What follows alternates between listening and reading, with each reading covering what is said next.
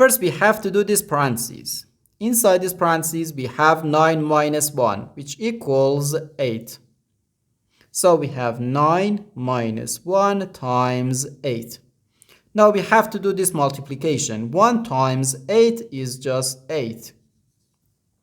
So we have 9 minus 8, which equals 1. And this is our final answer to this problem. And this answer is correct because according to the order of operations, which is PEMDAS, P stands for parentheses, E stands for exponent, M and D stands for multiplication and division, and A and S stands for addition and subtraction. First, we have to do parentheses, then exponent, then multiplication or division, and finally addition or subtraction. Remember that multiplication and division have equal priority and we have to work from left to right.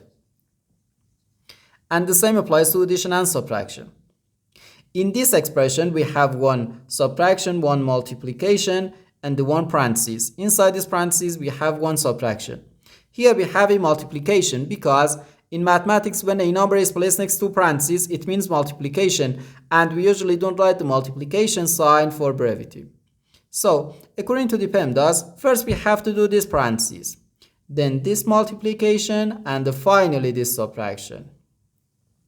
So, the correct answer is just 1.